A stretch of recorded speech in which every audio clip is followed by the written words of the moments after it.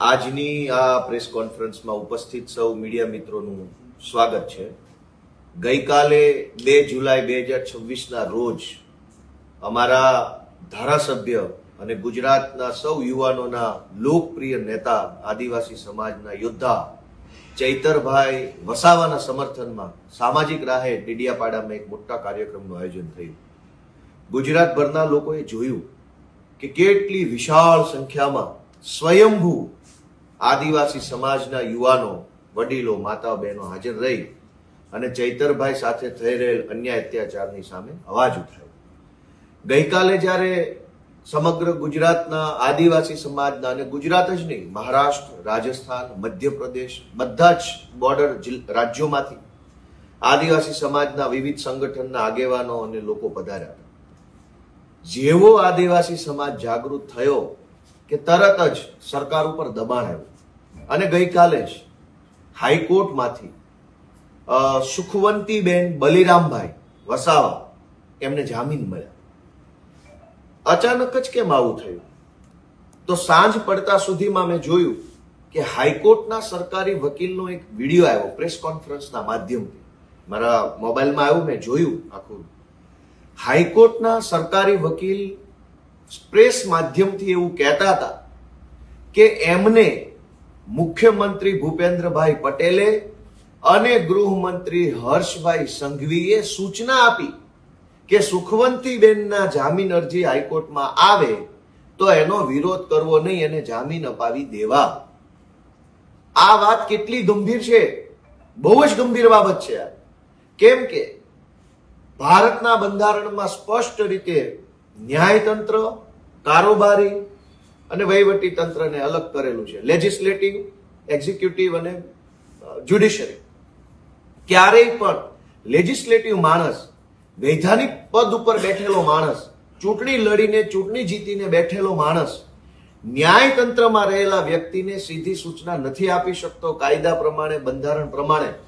તો હાઈકોર્ટના સરકારી વકીલે એવું કેવા આધારે કીધું કે મને ભૂપેન્દ્રભાઈ પટેલ અને ગૃહમંત્રીએ જે નિર્ણય લીધો એને સૂચના આપી?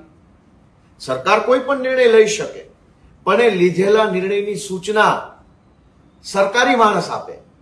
વૈધાનિક માણસ જે છે, સંસદીય માણસ છે, ચૂંટણી લડેલો જીતેલો પાર્ટીનો માણસ છે, એને સૂચના નથી આપવાની. સરકારે ધારો કે નિર્ણય કર્યો તો સરકાર એના કાયદા વિભાગને સૂચના આપે. કાયદા વિભાગના સચિવ, મદદનીશ સચિવ, અધિક સચિવ, સેક્શન ઓફિસરો, ઉપસચિવ બધું જ છે. સરકારના નિર્ણયની જાણ કાયદા વિભાગને થાય. કાયદા વિભાગના સચિવ એના ઉપસચિવોને જાણ કરે, ઉપસચિવ સેક્શન ઓફિસરને કહે, સેક્શન ઓફિસર એ સરકારી વકીલને જાણ કરે અને સરકારી વકીલ એ સરકારના નિર્ણયનો અમલ કરે. પણ આ આખા કેસમાં કાલે હાઈકોર્ટના સરકારી વકીલના એક નિવેદનથી ભાજપનો ભાંડો ફૂટ્યો. અમે પહેલા દિવસથી કહીએ છીએ કે ચૈતર વસાવાને ફસાવવામાં આવ્યા છે. કેવી રીતે? કે સૌથી પહેલા ચૈતર વસાવા જ્યારે 2022ની વિધાનસભાની ચૂંટણી જીત્યા એ વખતે ભાજપના પ્રદેશ પ્રમુખ પાટીલે એને પક્ષ પલટો કરાવવા માટે ખૂબ મહેનત કરી, પણ ચૈતર વસાવાએ એની વાત માની નહીં. પક્ષ પલટો કરવામાં એ માન્યા નહીં. તો એને ખોટી રીતે જેલમાં પૂરવામાં આવ્યા, ખોટી એફઆઈઆરો કરવામાં આવી. એ પછી તે ચૈતર વસાવા પક્ષ પલટો કરવા માટે ભાજપમાં જોડાવા તૈયાર ન થયા. તો અહીંયા ગૃહમંત્રીની સભાઓ થઈ કે હવે ચૈતર વસાવાને ચૂંટણીઓમાં હરાવી દઈએ. ગૃહમંત્રીની બે વખત સભાઓ થઈ. એ પછી પણ ચૈતર વસાવા નમતું ન મૂક્યું તો કેન્દ્રીય ગૃહમંત્રીની ડેડિયાપાડામાં સભાઓ થઈ. એ પછી પણ ચૈતર વસાવાએ સરેન્ડર ન કર્યું તો દેશના વડાપ્રધાનની ડેડિયાપાડામાં સભા થઈ. એ પછી પણ ચૈતર વસાવાને ચૂંટણીમાં હરાવી શકાયા નહીં.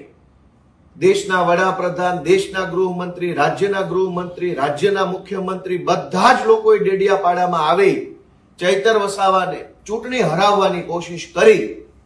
પણ ચૈતર વસાવાની લોકપ્રિયતા એટલી બધી અભૂતપૂર્વ છે કે આખી નર્મદા જિલ્લા પંચાયતની અંદર એક તરફી મતદાન કરી ચૈતરભાઈના નેતૃત્વમાં જિલ્લા પંચાયત બનાવી આપી. એ પછી ભાજપને એવું લાગ્યું કે ચૈતર વસાવાને ચૂંટણીમાં નહીં હરાવી શકાય, હવે એને અદાલતમાં હરાવવો પડે, જેલની સજા કરાવવી પડે. તો ષડયંત્ર થયું અને ગઈકાલે સરકારી વકીલે જ કીધું કે મુખ્યમંત્રી ભૂપેન્દ્ર પટેલ અને હર્ષ સંઘવીને આ બધી જ વાતની જાણ છે. એણે જ સૂચનાઓ આપી સરકારી વકીલોને, એણે જ સજા પડાવવા માટે થઈ પોલીસને, વકીલને, સાક્ષીને, પંચોને વગેરેને સૂચનાઓ આપી અને એણે જ આખે ખોટી ઘટનાક્રમની અંદર એક ચૂંટાયેલા ધારાસભ્યને જેલમાં પુરાવાનું કામ કર્યું. એ વાતનો ભાંડો ફૂટી ગયો. શું કામ? કે ચૂંટણીમાં હરાવી શકાયા નહીં ચૈતર વસાવાને, તો અદાલતમાં હરાવવા માટેનું ષડયંત્ર થયું. મારે સ્પષ્ટ રીતે ગુજરાતભરની જનતાને એમ કહેવું છે કે હાઈકોર્ટના સરકારી વકીલ એવું કહે છે કે એમને હર્ષ સંઘવી અને ભૂપેન્દ્રભાઈ પટેલે સૂચના આપી ચૈતર વસાવાના કેસમાં. આ કેટલું વ્યાજબી છે? હાઈકોર્ટના વકીલો એ જો સીધા મુખ્યમંત્રીનું નામ લઈને, ગૃહમંત્રીનું નામ લઈને વાત કરતા થઈ જાય તો ન્યાયતંત્રની નિષ્પક્ષતા ક્યાં આવી?